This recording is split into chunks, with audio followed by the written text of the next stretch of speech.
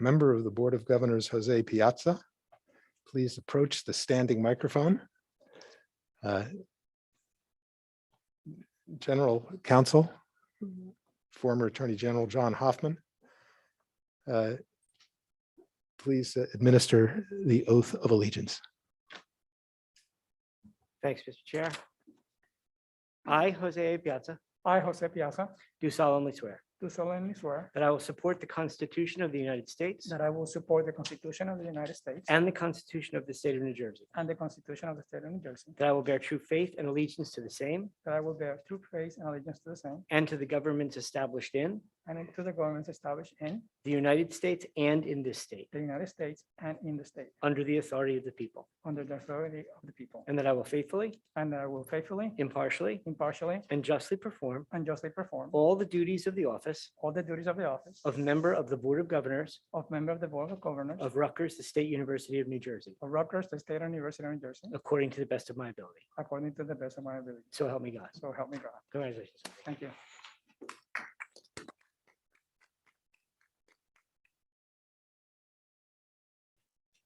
Jose, formally welcome. It's a pleasure to see you here. John Oliver, we can see you. We hope you can see and hear us. It is a pleasure to see you. Sorry you're not physically here with us today. We'll see you next time. And we look forward to hearing your report from the University Senate. Thank you for the important part, essential part that you have played in strengthening the bridge between the Senate and the board. Very much appreciated, hugely grateful. Thank you. Thank you, Mr. Chair. Distinguished Professor Sam Rabinowitz, it is a pleasure to see you here. Welcome back, welcome home. Thank you for stepping up to this responsibility. You are welcome here. Thank you. Thank you, Mr. Chair. Appreciate the comments and glad to be back here. Mr. President, sir. Thank you. Good afternoon. I am, first of all, I want to say how happy I am to see all of you in person. This is a first moment for me in my young presidency, but it's taken too long to get here, of course. And I'm thrilled to be in Camden. This is my second time in Camden in about a month's time. I'll be back here again in a week, I believe, for a town hall. But I can't tell you how exciting it is to be down in this part of Rutgers domain and to have these great facilities, be welcomed, and to the students who said hello to me as I walked through the Student Center. I hoped you were still going to be there after I finished lunch. If you're listening to this, shoot me an email so we can have a conversation. Or maybe you were just saying hello. I don't know, but it was lovely to see the students. So I want to tell you how happy I am to be here. I also want to say how great it is to have Chancellor Antonio Tillis join our community this summer. It was clear to me he was the right pick at the time when we offered him the job. That has been confirmed many times over. And it certainly was confirmed once more when we sat down and had a one-on-one in person in his offices last month. We are also, I'm also happy to welcome Michael Zwick as Senior Vice President for Research. And truly in a few days, Kimberly Hopley, as whose appointment you approved last month as the Executive Vice President and Foundation President. Both Mike, who's already been here with over the last month, doing great work already in his office, and Kimberly represent really wonderful new voices, faces, and energy in their respective positions. With our community back on campus, we were able to celebrate milestones together. Last month, we cut the ribbon on the Rutgers Center for Adult Autism Services, a wonderful affair. Next week, we'll break ground on the Brant Behavioral Health Treatment Center and residents, an important intervention for Rutgers, but also for the entire state of New Jersey. About 10 days ago, I gave my annual report to the University Senate, and I want to go over a few basic points. One, I was just excited to welcome people to acknowledge the work that everybody did in terms of returning to Rutgers after 18 months mostly apart. It was literally the length of my presidency and a few extra months. It has been thrilling to see people back on our campuses. I reiterated in the speech the value propositions of my administration: academic excellence, institutional clarity, and the ideal of a beloved community. I reviewed the change to a new model in New Brunswick, a new model of governance with the Chancellor Provost, and my intention to play a more active role in New Brunswick's affairs. I reinforced, already been announced, the task force on the future of work at Rutgers, led by Vivian Fernandez, that will be making recommendations to me by next May to chart a course forward, drawing lessons from the pandemic. This work is incredibly important as we see at Rutgers what we're seeing in the nation of radical shifts in people, how they want to work, where they want to work, and when they want to work, and we must wrap our heads around it. In my speech, I endorsed the work of our climate task force and the climate action plan that they developed, with a goal of reaching carbon neutrality by 2040. I touched on the work going on within each chancellor-led unit to develop a diversity strategic plan to align with the university-wide plan, and that work continues this fall. I announced that we are bringing new focus on our relations with Rutgers many unions by forming an Office of University Labor Relations within the President's Office. I addressed athletics, and as I said before the Senate, we are in the Big Ten to stay. I want to be unambiguous about this. And at the same time, we will build a financial model that restores a measure of balance into the equation. I'm on record as saying the current financial arrangement within athletics at the university is unsustainable. That is a comment on Rutgers, but also all of higher education and major college sports. It's an unsustainable model. I've pledged to make sure we find a way forward that is much more rational. And just as I'm very proud of our athletes and our coaches for being competitive on the field and being great representatives of this wonderful university. I also spoke on that occasion, right after talking about the Office of University Labor Relations, the importance of resolving the first set of faculty pay equity cases. And that we all know that faculty entered into a process that was started prior to my presidency and had been waiting for a very long time for the first set of results related to their claims of inequitable pay. We, the administration, have been engaged in long conversations with union leaders about how to move forward to resolve this set, as also to refine the pay equity process that was established back in 2018, 2019. Unfortunately, those conversations came to a halt, and so we could not wait any longer, and we released those letters to 100 faculty members recommending adjustments adding up to about $1.2 million. I want to stress that these first letters are initial notifications. All requesters have the opportunity to share feedback with their chancellor if they disagree with the proposed change. And I know there are people who disagree with them. We will follow the process we all agreed on. We will keep working with the AAUP AFT to continue to improve the process for future rounds. This work is ongoing. I know there's a lot of heat and light about this, but one thing needs to be clear. We at the university, everybody at the university, is committed to getting this right and to being fair and equitable in how we compensate our employees. That is a statement of a basic principle, and we need to find the right road to get back there in a proper fashion. So that work will continue. Lastly, there's some celebratory events coming up in the next 6 weeks or so. Next month, we'll have in-person celebration events for the classes of 2020 and 2021 in mid-October for New Brunswick and RBHS, and in early November for Newark and Camden.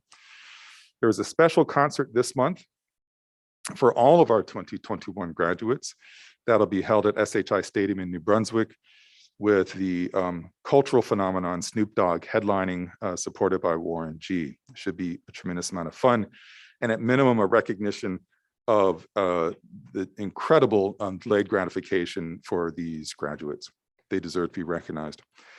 Finally, we will have an inauguration on Friday, November 5th. The theme of this inauguration, which will be a theme you'll be seeing throughout the current academic year, that speaks to what I believe Rutgers is. The theme will be Rutgers, this is what excellence looks like.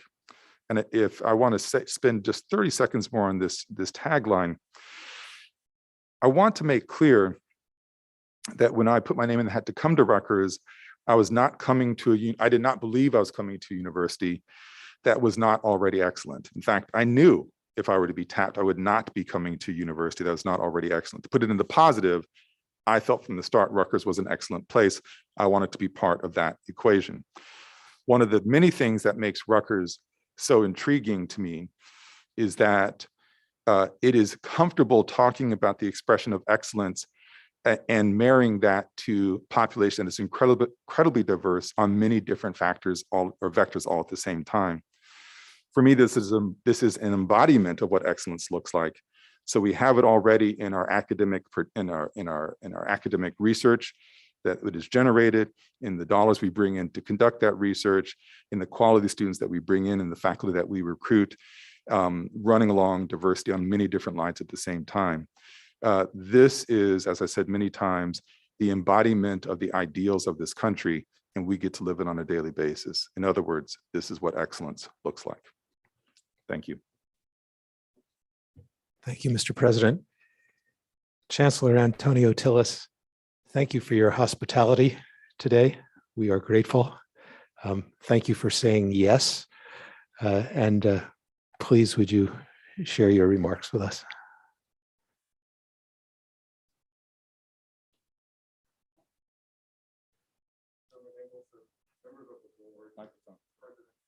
Just write it up. There we go. President Engelson, members of the board, President Holloway, colleagues, please pardon my back, guests, good afternoon and welcome to the home of the Scarlet Raptors. Please note that the slide deck used for this presentation differs slightly from the one that you have in your prepared materials. In the interest of time, I condensed the information. Thus, in your packet, you have the full Monty, if I may. Over the past 98 days, I have spent time on a listening tour, which involves meeting our students, faculty, staff, alumni, community, and business leaders in their spaces, and I'm looking forward to more listening and learning. Throughout these 98 days, it became apparent that Rutgers Camden is an anchor institution that is driving South Jersey and the Delaware Valley. My scholarship is in the area of comparative literatures, so I tend to look for leitmotifs. The one that has resonated thus far is the notion of belonging. Rutgers Camden is a place of belonging, and belonging is an aspect of the Rutgers Camden culture that we want to elevate as we strive to emulate and live out the principles of the beloved community. This is a priority for me, and I know it is for President Holloway. One of our Scarlet ambassadors, Tyrone King, recently wrote in his blog for our admissions office, and I quote, "I chose Rutgers Camden because they really do care about you. All of the support that Rutgers provides really makes you feel like you're part of a family. And that's why I'm proud to be a Scarlet Raptor," unquote. Tyrone articulates why I too am proud to be a Scarlet Raptor. I am proud of this community and its achievements. And when a recent poll by the National Survey of Student Engagement showed that 75% of first-year students and 83% of seniors reported that, given a chance to start all over again, they would still choose Rutgers Camden. That was music to my ears. There are a number of impressive examples of our excellence. Our students are earning national and international honors with increasing regularity. Our faculty published in the top academic journals, and their research circulates in spaces as high as the United States Congress. I am certain that you have read about these achievements in Rutgers Today and other platforms. Now, I would like to give you some context as to where we stand currently. Rutgers Camden is a place of social mobility, always has been and forever will be. Now, the nation is taking notice.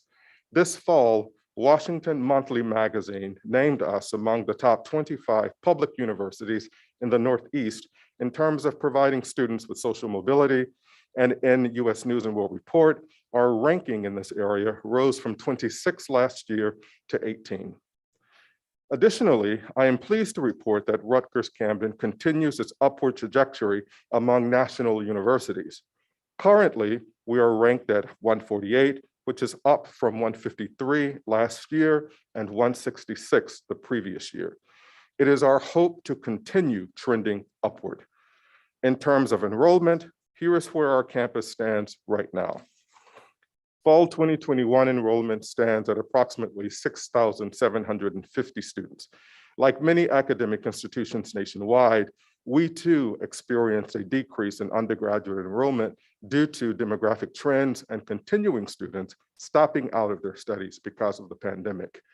We are working hard to attract those students back to complete their degrees while working on strategies to retain currently enrolled students. It is exciting, however, to report that our graduate enrollment increased across every academic school, which is a positive indicator. For the next year, we are aggressively building our prospect pool so that we can build our application pool.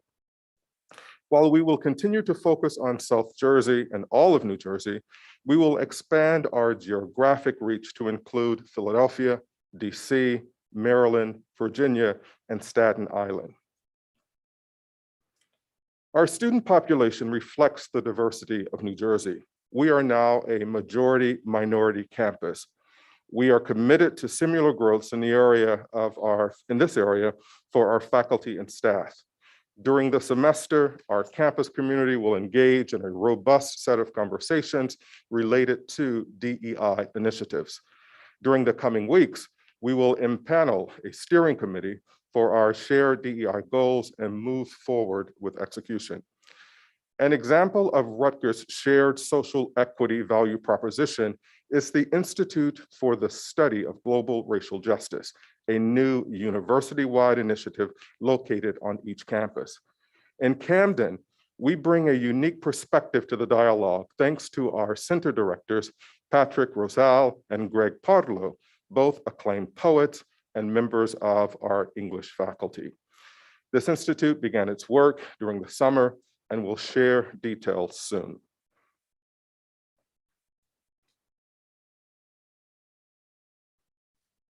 We are all aware that Rutgers Camden is now classified as a Carnegie II research institution, and building on this designation is a top priority. We continue to succeed in terms of attracting research support. FY21 yielded $2.4 million. While we are still closing out the books for FY21, a few examples from the past year include a $2.2 million R01 grant from the National Institutes of Health, a $1.5 million grant from Arnold's Ventures, and numerous grants from the National Science Foundation, the National Institute of Justice, the American Heart Association, the National Endowment for the Arts, and the US Department of Health, among others. Our support from individuals, businesses, and other private donors remain crucial to our growth. As you can see from the numbers on the slide, our donors strengthen their support for Rutgers Camden despite the challenges of the pandemic. Our fundraising stumbled during fiscal year 29, but recovered in 2020 and continues to grow in FY21, thanks to the milestone $3 million gift to our law school from an anonymous faculty member. This is positive news. It supports the fact that donors recognize the return on investing in our students, our faculty, our programs, our future. We are launching a national search for a new vice chancellor for advancement who will lead these efforts to secure greater support for Rutgers Camden. Before interviewing for this position, I knew Rutgers Camden to be a model for civically engaged universities nationwide. I knew that this campus was fully vested as a partner in the rise of the great city of Camden. I have come to learn that as an active anchor institution for South Jersey, our RAND Institute generates research that supports municipalities across the region, while the Small Business Development Center at our business school is an engine for economic growth. In addition, our child care resource and referral agency, gives South Jersey families the support they need. Civic engagement is a part of our DNA as an institution. Clearly, the pandemic forced us to adopt different civic engagement models for our students. The numbers here reflect FY19 numbers, the last full year of regular operations. They give us a snapshot of our community impact and the impact on our students. As the new chancellor, I am absolutely committed to seeing this work elevate. There are many indicators of our success as a campus, the strongest being how we help our students to thrive and prepare them to achieve their goals. As a campus that provides access to first-generation students, I am proud to report that we have launched a new peer coaching program that enables students to mentor and support fellow students, and new first-generation initiatives, including Alpha Alpha Alpha Honor Society, to recognize and encourage academic excellence, and a first-year pathway to medical school which is an interest group to ensure that first-gen students have the information that they need in order to gain admission. That's a solid overview of the current situation of Rutgers Camden. Now I'd like to share a few initiatives for moving us forward. At Rutgers Camden, we will continue to maintain access and affordability for all students, especially first generation, first time in college, and transfer students. We will increase student success, focusing on yield, attrition, and FTIC rates, while fundraising for student scholarships. We will look toward the future as we onboard new undergraduate and graduate programs, increase student research opportunities, internship opportunities, and establish a Chancellor's Experiential Learning Scholarship for students. Additionally, we will increase faculty and staff diversity, establish a Chancellor's Grant for Faculty Research, one for pedagogical innovation and another for interdisciplinary collaboration. Finally, we will establish a Chancellor's Grant for Staff Development, prepare Rutgers Camden colleagues for leadership roles in higher education, explore expanding the global footprint of Rutgers Camden, examine expanding the physical landscape of our campus, increase civic engagement and community outreach while increasing corporate and community partners. So those are highlights of a few of my short-term and longer-term plans for Rutgers Camden. I wanted to share with you where my thinking is at this point. I look forward to collaborating with all constituencies to bring them and others to fruition. At all times, I welcome thought and support from you, the members of the board. Thank you for your attention. Mr. Chairman, that concludes my remarks. I am happy to answer any questions. Thank you very much, Chancellor. Questions or comments from members of the board? Mr. Chair. Mr. Tambusi, sir. Mr. Chair, I have had the pleasure over these 90-some days to work with Chancellor Tillis in the community, and I would say wholeheartedly that we made the right choice. Thank you. Mr. President, well done, sir. Thank you very much, Antonio. We now have comments from the public. And I see that we have a remarkably distinguished group of commenters from the public today. It's my pleasure to call first on Dr. Nancy Wolf, Director and Distinguished Professor of the Blaustein Center for Survey Research, Rutgers, New Brunswick. Nancy? Sure. I'm not sure if my camera's turned on. Can you all see me? We see a photograph of you. Oh, okay. I'm not sure how I can turn on I don't have controls here to turn on the camera. So I'm disappointed, but I'm glad at least you can see a picture of me. It is wonderful to hear your voice, Mr. Chair. Thank you very much for that kind introduction. As Chair Engelson said, I've been on faculty at Rutgers for 30 years. I'm a distinguished professor in the Blaustein School of Planning and Public Policy. I'm here to speak today about an issue, but before I do that, I was told that I should say that I'm in support of the resolution related to faculty promotion, which I do, but I will not disrespect myself, you, Mr. Chair, or the board's process by veiling my intentions to speak centrally, but indirectly on faculty promotion as impacted by pay equity more generally. E.M. Forrester is quoted as saying, "How do I know who I am until I see what I do?" I'm asking you to give me 2 minutes to speak uninterruptedly so that we can prove who we are. So may I please? You have it. Thank you so And much. you also have the support of this entire board on the importance of this issue going forward. Thank you very much. So I won't speed talk what I'm going to say. And I truly appreciate your kindness and your generosity and your comity. So over the past 10 months, I have been working to advance pay equity with the union and the legal team of the Holloway administration. Our work has been pay equity sausage making, a mix of good intentions and high expectations combined with the bone, grizzle, and fat of delay tactics, misdirection, and misrepresentation, all of which has left me without an appetite for what is being called pay equity. Nothing about the methods used to determine the pay equity adjustments can be truthfully labeled as fair or reasonable or meaningful, even if $1.2 million was approved to fund these adjustments. The legal team negotiating on behalf of President Holloway has cast deep and dark shade on his vision for a stronger, better, more just Rutgers in his hope for a beloved community. There has been no procedural justice during the negotiation process, and the use of scientific methods like regression analysis without reporting what methods were used, why they were used, how they were used, cheapens the science by cheating it of its integrity.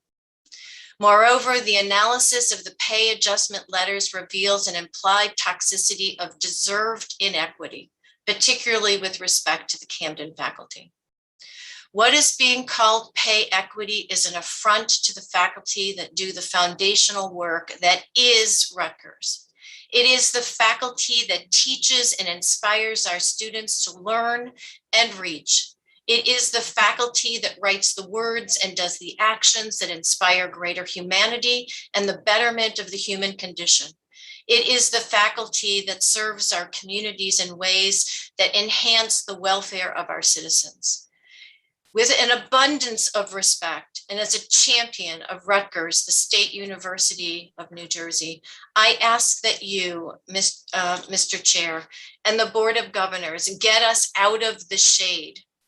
I ask the Board of Governors to commission a panel of scholars to articulate a set of standards and processes for pay equity at Rutgers. Please serve and protect the reputation of Rutgers by ensuring that this issue gets the integrity and procedural justice it deserves, and faculty are shown in word and in action that they are truly beloved for their unstinting and unconditional contribution to the foundation of Rutgers as an academic institution of integrity. I thank you, Mr. Chair, and the Board of Governors for giving me this opportunity to show who I am. Thank you so much. Dr. Wolf, thank you. Thank you very much. Next up, please, from the Honors College at Rutgers University, Camden, Mr. Brian Everett.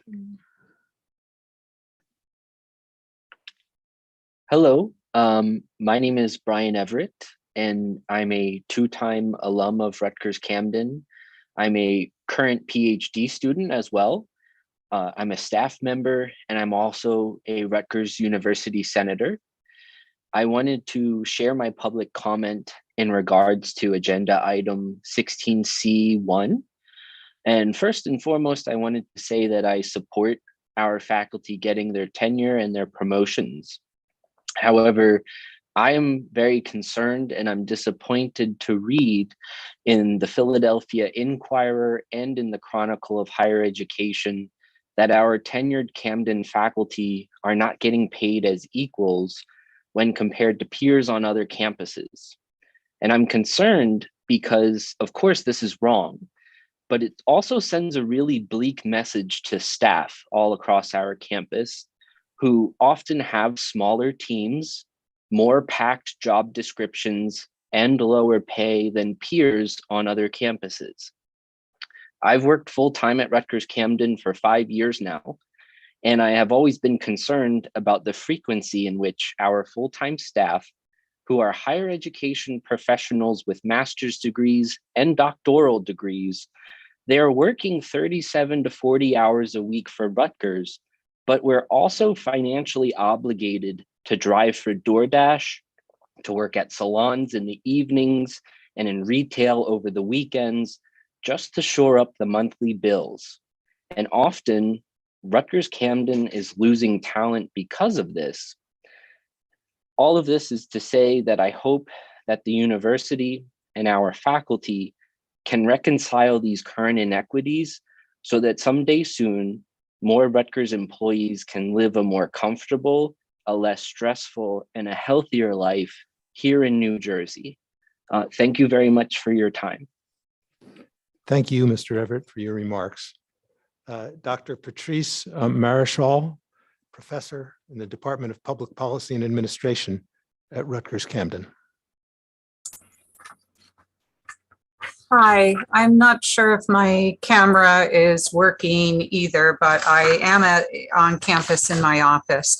My name is Patrice Marichal. I'm a professor in the Department of Public Policy and Administration. And I would like to begin by thanking President Holloway and the Board of Governors for their stated commitment to diversity, equity, and inclusion. Historically, less affluent families of color in New Jersey paid with their taxes for wealthy white students to attend state universities where their own children were not welcome.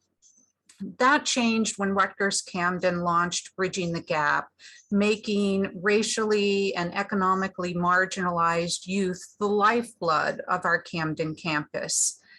And yet our progress in expanding affordability and access to higher education has been met with severe financial penalties.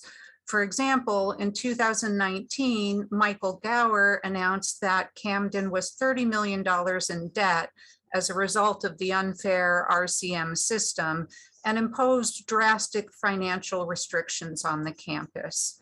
For years, Camden faculty salaries have been artificially held below those of the faculty at New Brunswick and Newark campuses. And recent attempts to bring Camden salaries into parity under the Faculty Pay Equity Program have been thwarted with an opaque process that resulted in 1 in 5 Camden faculty being denied equity adjustments and others receiving only 7% on average, compared to 25% adjustments at Newark and 13% adjustments at New Brunswick. In Camden, we serve a large proportion of in-state, low-income, and racially marginalized students. We do the heavy lifting of institutional diversity work without sufficient financial backing. Our faculty and students continue to pay the price in depressed salaries, insufficient research support, decreased services, and inadequate infrastructure.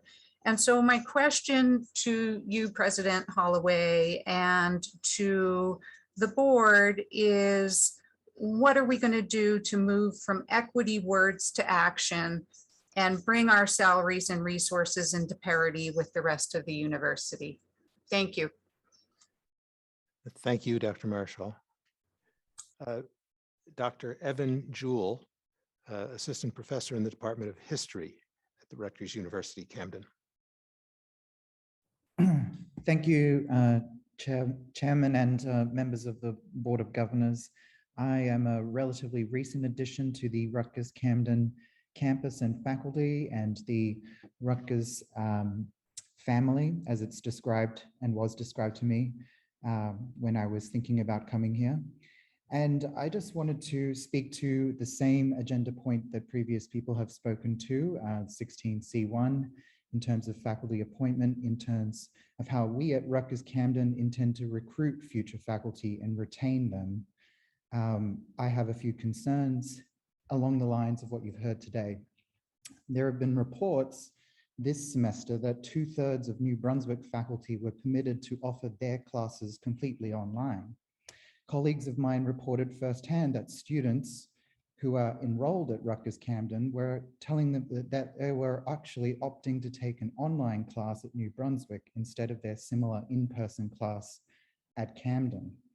Meanwhile, Camden has also been almost completely in person and in its teaching and has suffered a significant drop in certain class enrollments separate from overall student numbers. Yet, will this actually be taken into account when Camden's budget is again shown to be in the red? It's certainly not being taken into account in terms of policy. We must now have 10 students or more in an undergraduate class for it to run, which sounds reasonable as per recent rules which were instituted. But it doesn't seem so reasonable when we have unfair policies being instituted that create disparities between campuses. And this could also go to COVID policies and the inequities of treating parents, for instance, in different ways. This also needs to be viewed within the larger context of Rutgers Camden being treated differently within the Rutgers family more generally. The RCM budgetary model, which I had no idea about before coming to Rutgers, has actually been brought to my attention, and others have spoken to that.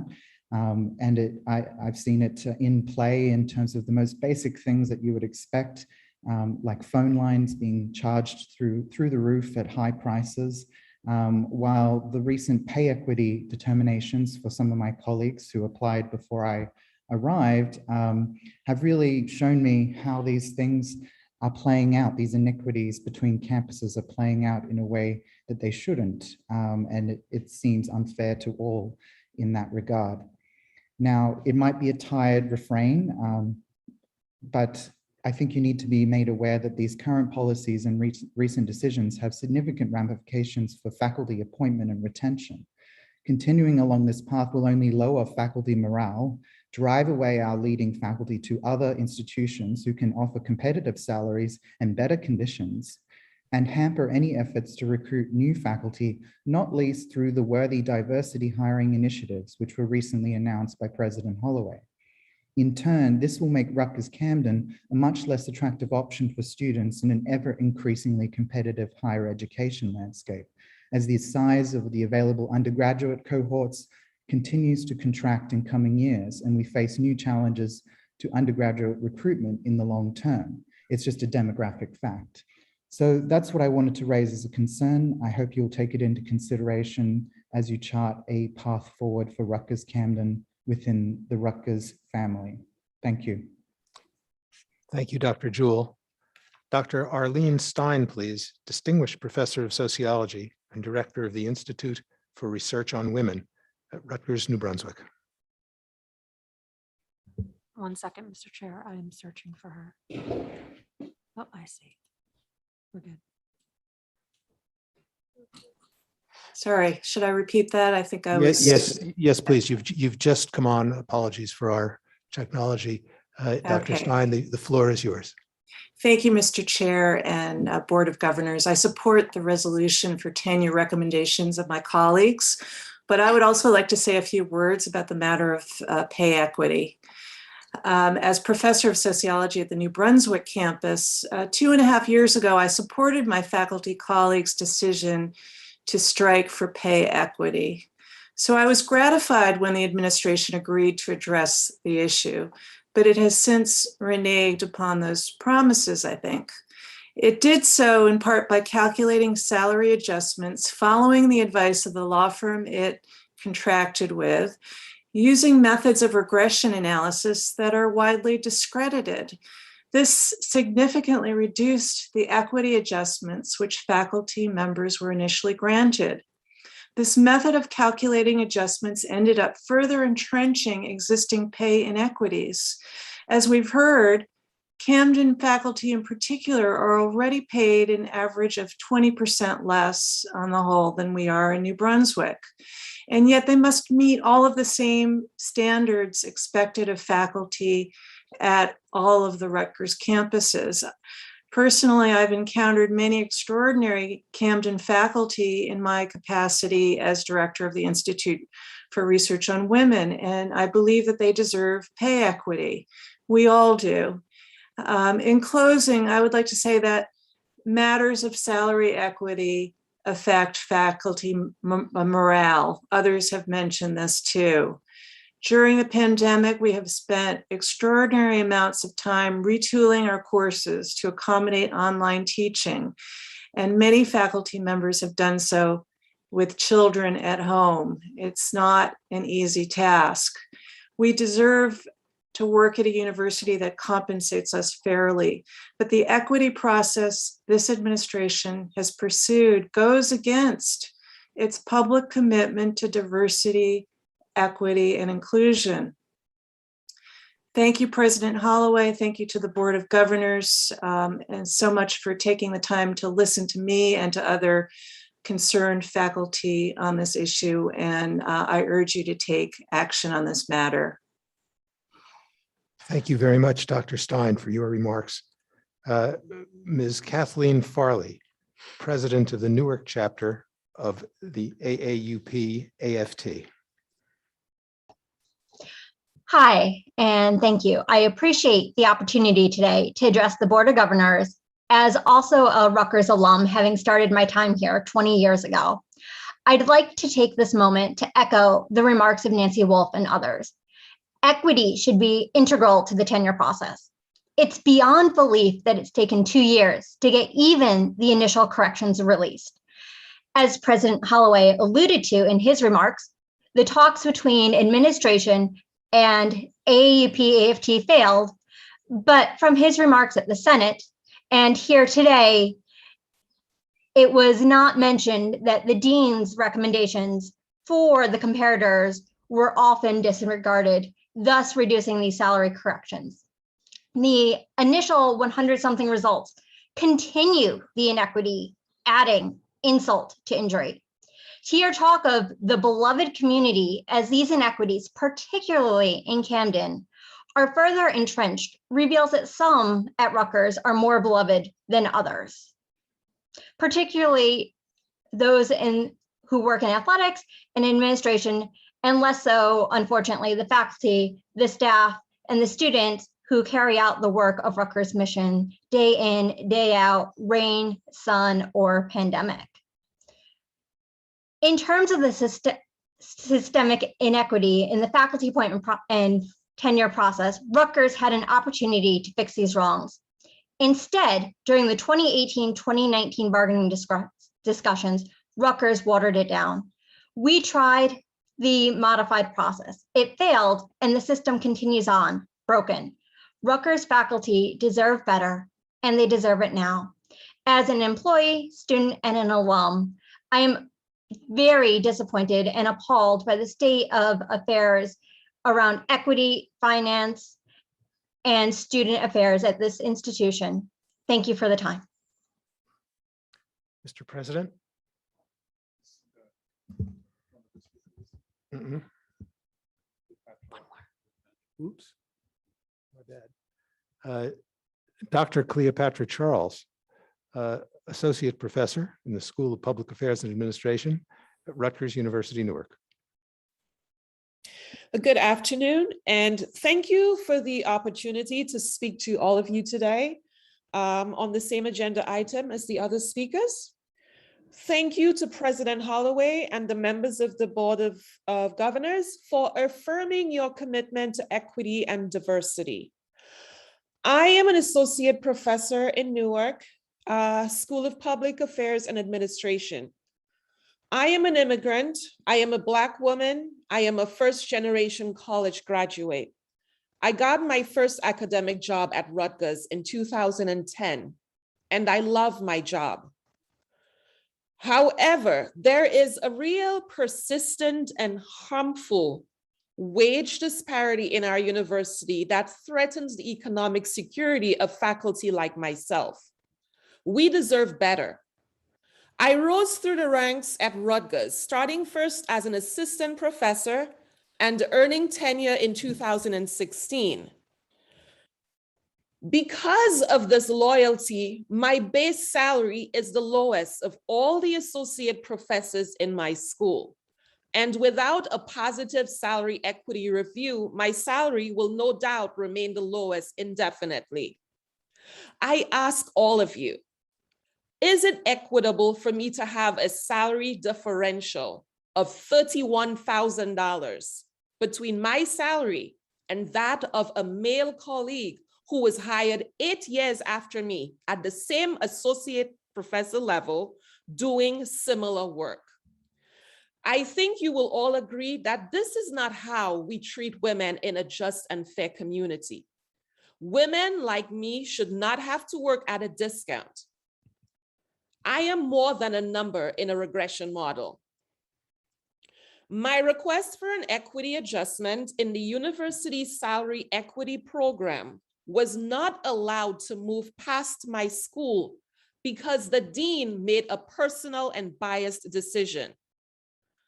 Having a non-transparent process allows deans to simply use the power of their administrative position to decide what is equitable and what is not. We demand transparency, fairness, and equity. I ask you to prove to us that the idea of one Rutgers is not a myth. Prove to us that the idea of diversity and inclusivity means something. President Holloway, prove that your strategic plan means something. Prove that people who look like me are not just faces in a brochure to make Rutgers look good. I implore you to take a stand against gender bias, immigration bias, animosity, hostility. And I close with this quote: the only thing necessary for the triumph of evil is for good men to do nothing. I urge you to do something. Thank you very much. Thank you, Dr. Charles, for your remarks. Mr. President. Thank you. I'll very briefly, there were two different sets of comments here, one about remote teaching and inequities there, and the other about pay equity. Very quickly, Dr. Jewell, I certainly understand the frustration about what I will simply call remote teaching inequities, and have said extensively in the last month or so that in New Brunswick, where it's very complicated, but the fact is there are a lot of challenges that need to be ironed out and worked with. I'm working with Fran Conway to make sure that we are as back as possible in person, in the same way that Camden and Newark have been leading the way in that regard.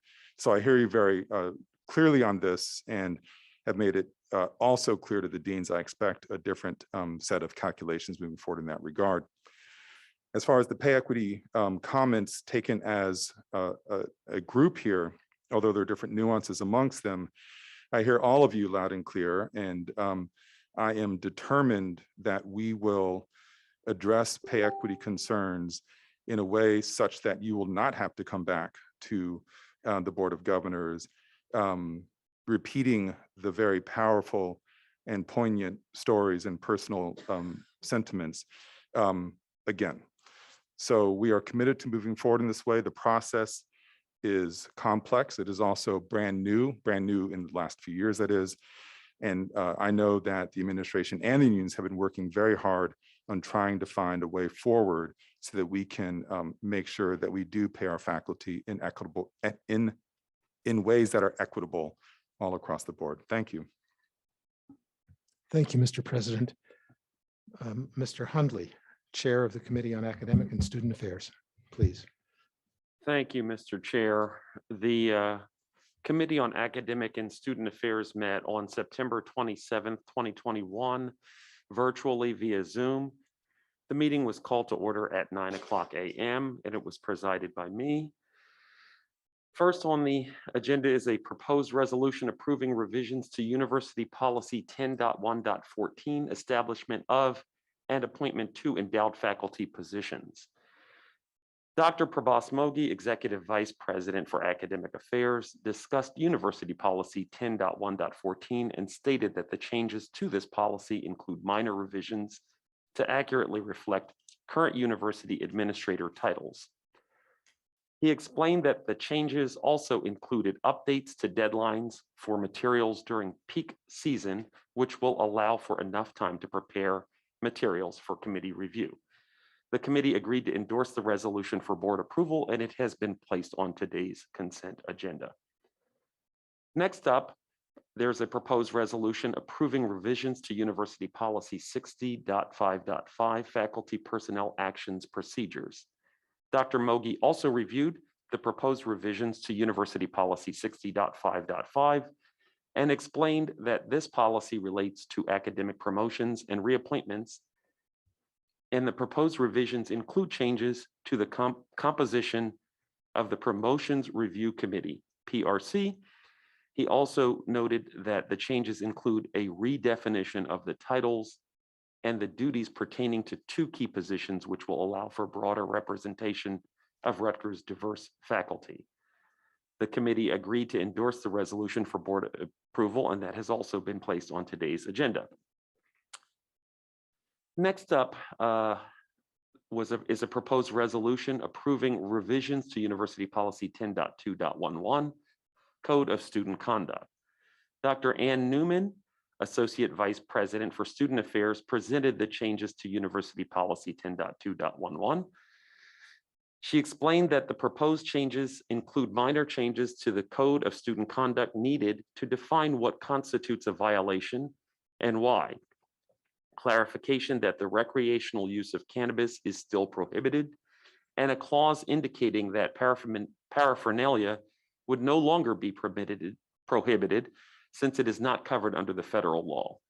Dr. Newman then turned the floor over to Ms. Jackie Moran, Associate Dean of Students and Director for Student Affairs Compliance and Title IX, who explained that the proposed changes to the Code of Student Conduct with respect to Title IX stem from the usage of both policies to adjudicate cases and the recognition that improvements can be made. She then explained the proposed changes, which include the expansion to the definition of sexual harassment to provide the university jurisdiction over incidents that are so severe and pervasive that they deny someone access to an educational activity. Expansion of the policy to include quid pro quo harassment committed by a student, expansion of the definition of domestic violence and dating violence to include acts of psychological or emotional abuse, and clarification of all acts of dating violence, domestic violence, stalking, and sexual assault that fall outside of the jurisdiction of Title IX to allow the university to track cases more effectively. This item has been placed on today's consent agenda for board approval and was endorsed by the committee. Informational issues, University Policy 60.1.34, Rutgers University Disability and Reasonable Accommodation Policy. Dr. Andrea Buchel, Senior Vice President for Administration and Chief of Staff, presented on University Policy 60.1.34 and highlighted the Americans with Disabilities Act and the importance of having a policy that supported the ADA across the university. She added that the university has been compliant in all of the relevant areas, but that the creation of this policy was an opportunity to bring together a single policy that made sure that everything was absolutely consistent and clear and would inform individuals around the university of their rights and responsibilities. 2020-21 new faculty appointments report. Dr. Mogi explained that the university goes through a cycle to hire, evaluate, promote, and tenure faculty, which traditionally begins each fall when the committee receives reports on new faculty hires and decisions on candidates considered internally for appointments, reappointments, and promotions during the previous academic year.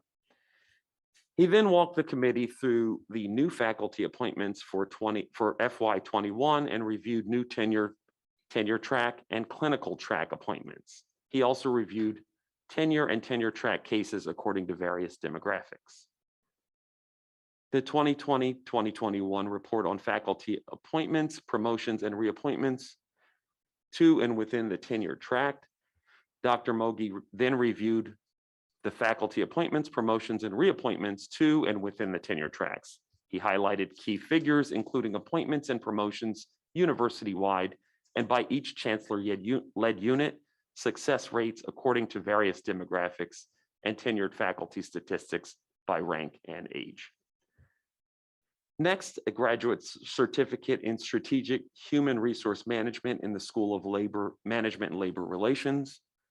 Dr. Francine Conway, Chancellor Provost of Rutgers University, New Brunswick, explained that the School of Management and Labor Relations will offer a graduate certificate in strategic human resource management. She noted that this certificate offers students the opportunity for formal training in human resource management and credentials for professionals that have not studied human resource management in an academic setting and is being created to meet the growing demand for qualified human resource professionals. Then certificates in ESL and bilingual bicultural education endorsement program, an alternative route. Dr. Nancy Cantor, Chancellor of Rutgers University, Newark, reviewed 3 teacher preparation certificates that will be offered by the School of Arts and Sciences in Newark. The certificates include the ESL and bilingual bicultural education endorsement program, alternative route, CE holder, urban secondary education program, and the alternative route ESL and bilingual bicultural education program. She noted that the programs will create pathways in certification areas for teacher candidates and practicing teachers, and that those completing the programs will be eligible to apply for State of New Jersey teaching endorsement. She explained the different pieces of the program will have different credit requirements and reviewed the credit requirements for each program. The committee then moved into executive session to discuss personnel matters, including faculty tenure appointment recommendations. The committee agreed to endorse those recommendations for board approval, and they have also been placed on today's consent agenda. Mr. Chair, this concludes the report on the Committee of Academic and Student Affairs, which ended at 10:30 a.m. Thank you, sir. Thank you, Chair Hundley. Mr. Tambusi, please, for the report of the Committee on Finance and Facilities. Thank you, Mr. Chairman. The Committee on Finance and Facilities met on September 27th, 2021 via Zoom. At that meeting, the following matters for action were taken. Mr. J. Michael Gower, Executive Vice President and Chief Financial Officer, presented for endorsement 5 single or sole source procurement waiver to bid proposed resolutions. The committee was provided with an overview and background of each proposal. Each of the 5 proposals presented to the committee received full endorsement from the Committee on Finance and Facilities. Those resolutions were as follows. Proposed resolution for Adobe Enterprise Software. Proposed resolution from FEI Company for a Tundra Cairo Transmission Electron Microscope. Proposed resolution for IBX for the Infinity Biologic Master Agreement. Proposed resolution for Animal Research Facilities.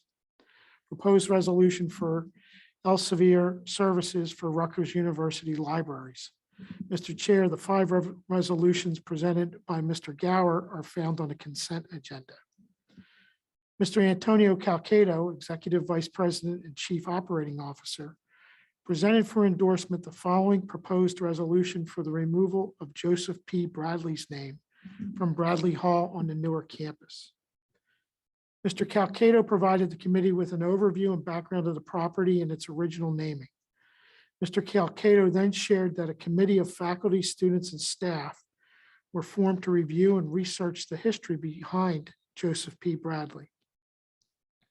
The committee's work was done during the last academic year, which led to a comprehensive report, which if you haven't had the opportunity to read, I strongly recommend.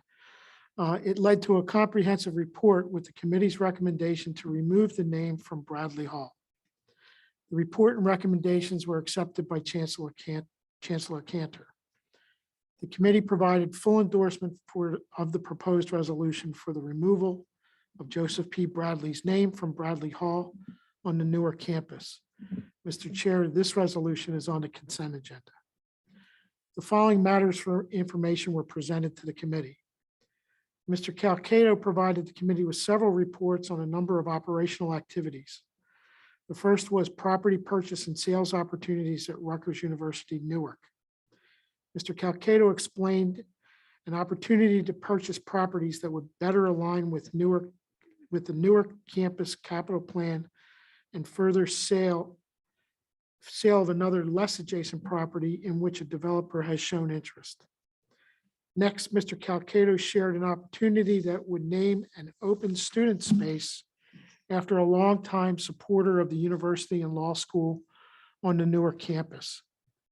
He then spoke about the university's repopulation plan and shared with the committee the success that the university has had.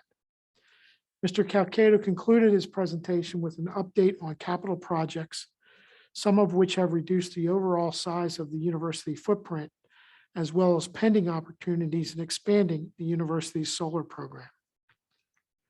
Mr. Gower then gave an overview of the Cornerstone Phase 5 planning efforts, along with an understanding of past projects and accomplishments to date.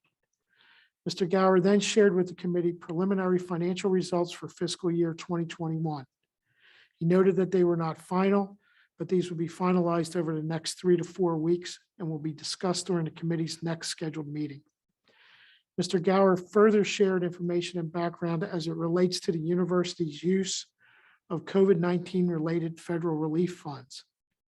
He shared that the university has been diligently using its limited resources, and a full report will be provided at the committee's next meeting. Mr. Chair, that concludes the report from the September 27th, 2021 meeting of the Committee on Finance and Facilities. Thank you, Mr. Tambusi. Ms. Heather Taylor, Chair of the Committee on Audit, please. Thank you, Mr. Chair. The Committee on Audit met via Zoom on Wednesday, September 22nd, 2021. The meeting was called to order at 9 a.m. Mr. J. Michael Gower, Executive Vice President, Chief Financial Officer, and University Treasurer, provided an update to the committee regarding Rutgers fiscal year 2021 results and considerations for fiscal year 2022 in wake of the ongoing COVID pandemic. Mr. Ernie DeSandro, Associate Vice President and University Controller, informed the committee regarding KPMG's progress on the fiscal 2021 financial statement audit. Ms. Michelle Noren, Senior Vice President and Chief Information Officer, introduced the committee to Mr. Guy Albertini, Associate Vice President and Chief Information Security Officer, who briefly described his approach to evangelizing cybersecurity at Rutgers. Dr. Jose Roman, Vice President for Research Operations, provided an overview of research administration. Key points for the committee included standardization of processes and procedures, increased responsiveness to faculty, and improved compliance efforts.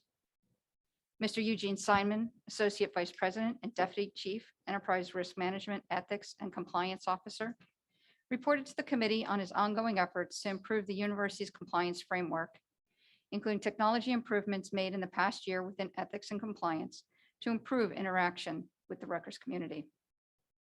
Ms. Ruth Philo, Chief Audit Executive, presented 3 audit reports to the committee, as well as providing a year-end summary of fiscal year 2021 achievements for the department.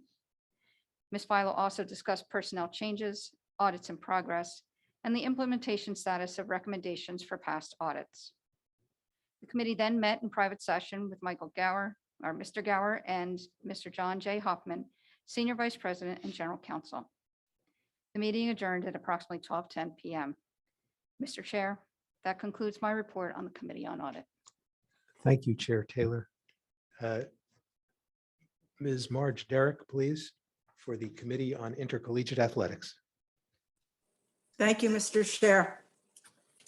The Committee on Intercollegiate Athletics met on October 4th via Zoom, chaired by Greg Brown.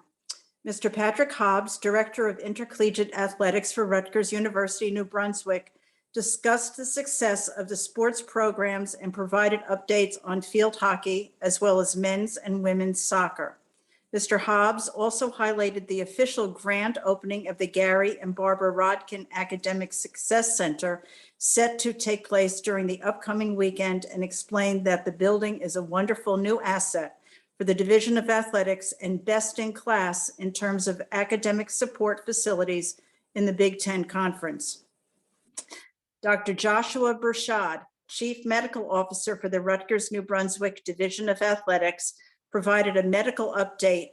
Dr. Burchard elaborated on COVID-19 protocols for athletic events and stated that they are currently following state guidelines. Dr. Burchard explained that a large percentage of the student athlete population is vaccinated and reviewed the testing protocols for vaccinated and unvaccinated student athletes.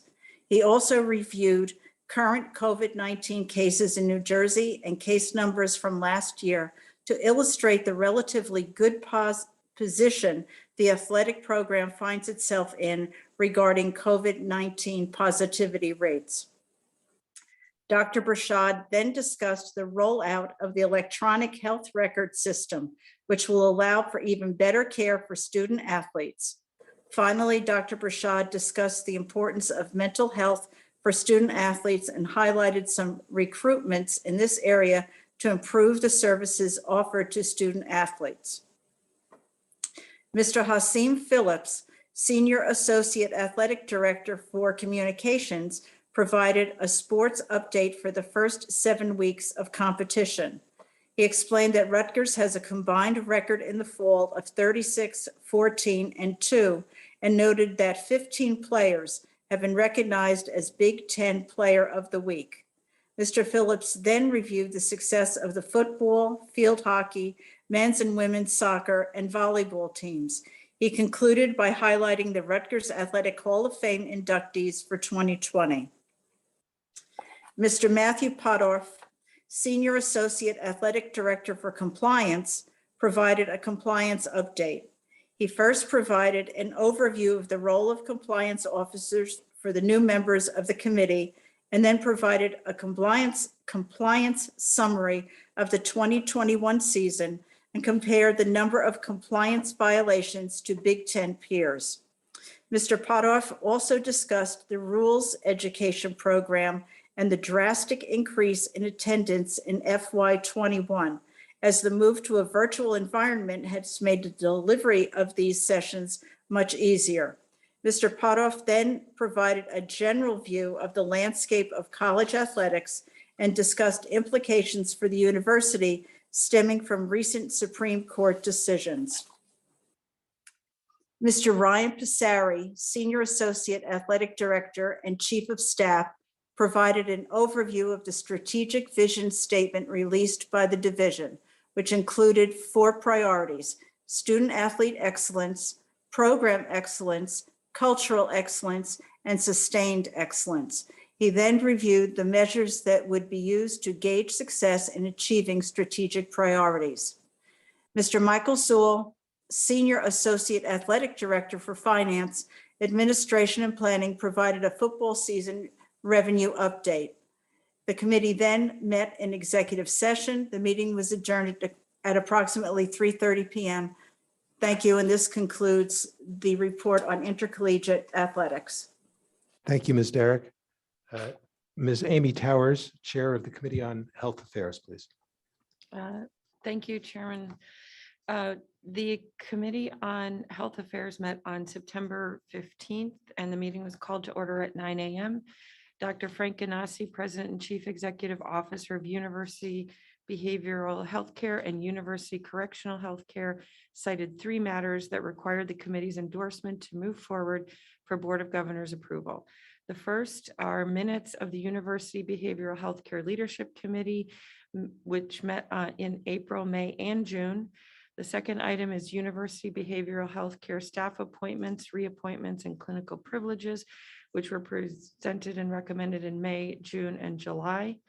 And third, the University Behavioral Health Care's Quality Improvement Report submission for the fourth quarter of 2020.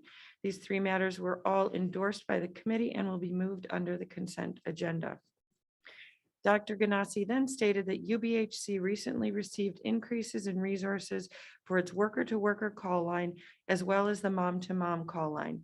He also highlighted the Diversity, Equity, and Inclusion Committee at UBHC, which created the BIPOC mentorship program in April to ensure that staff members from diverse backgrounds are mentored and encouraged to grow both professionally and personally at UBHC.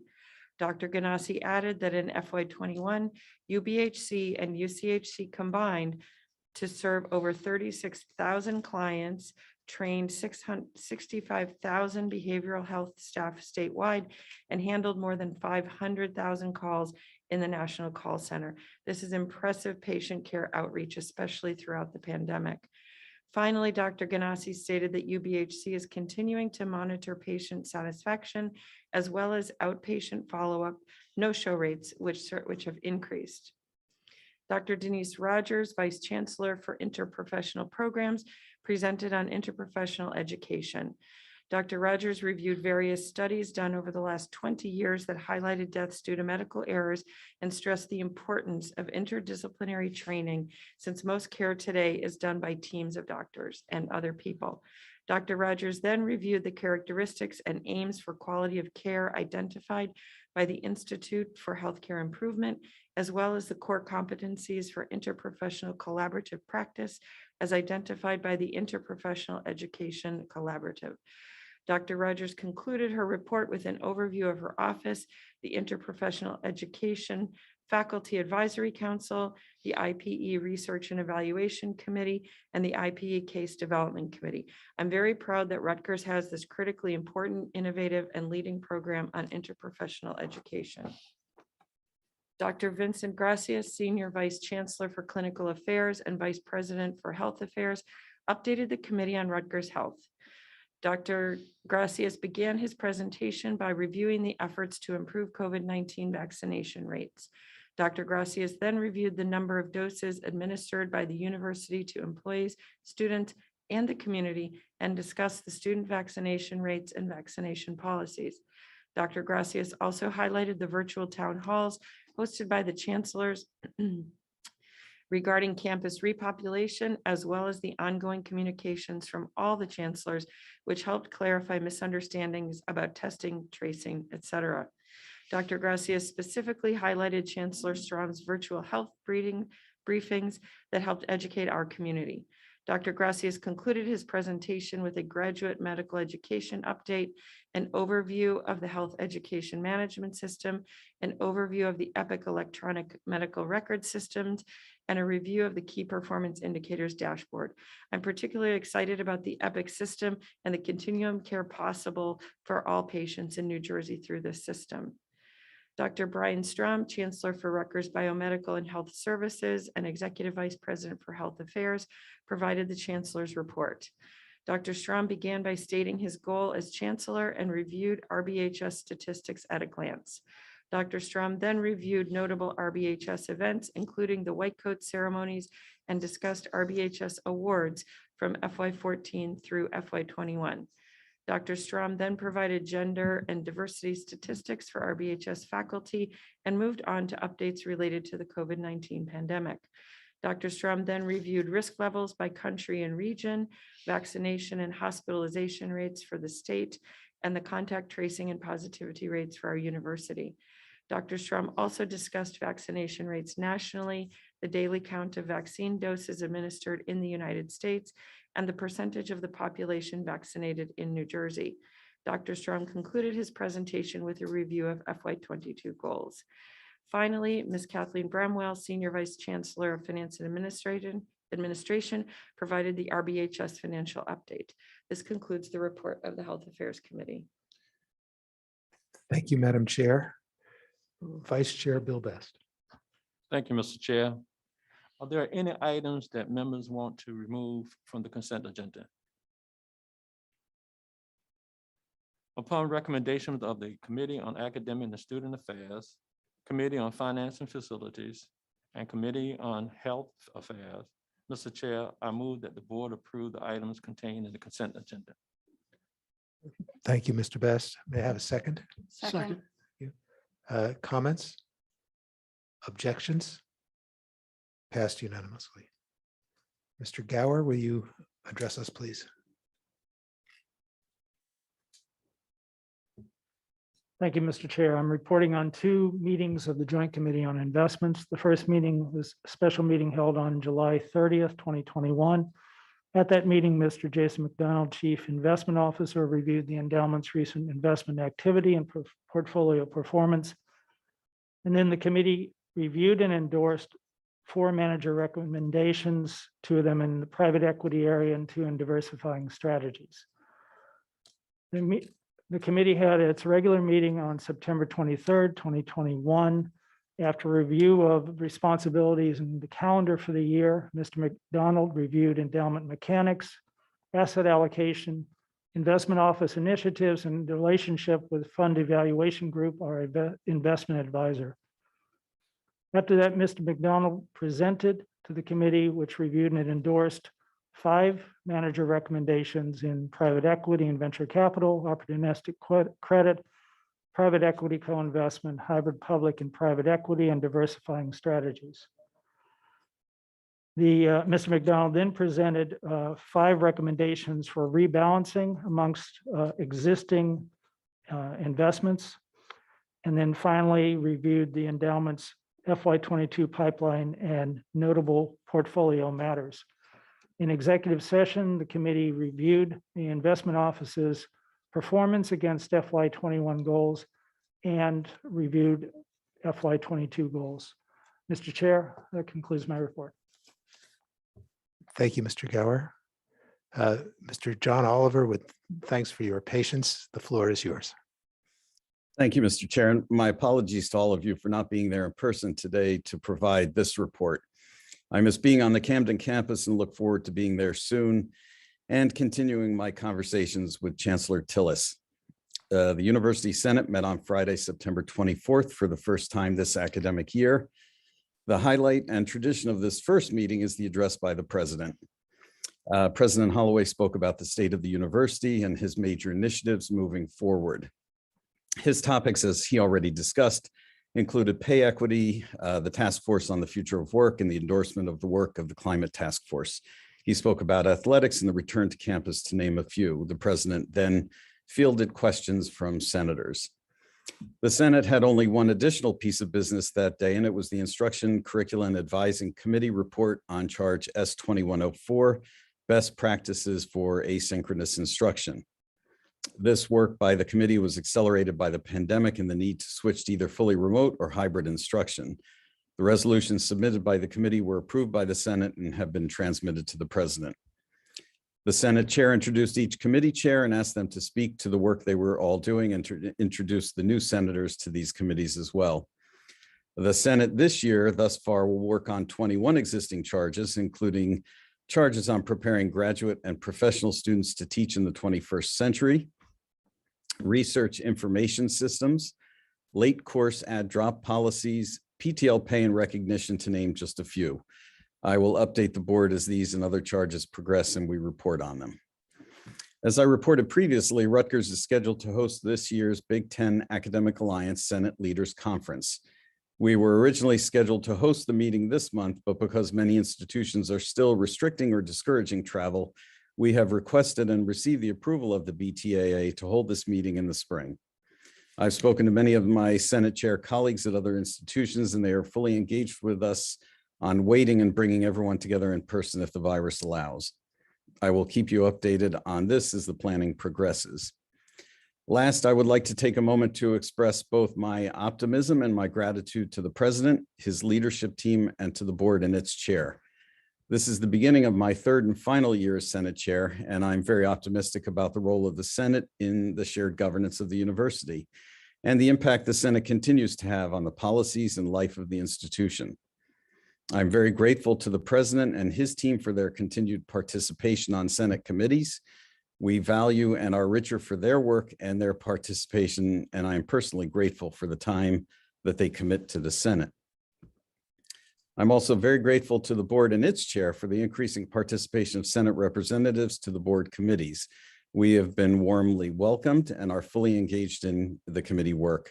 I thank you, Mr. Chair, for your support of the Senate and its role at Rutgers.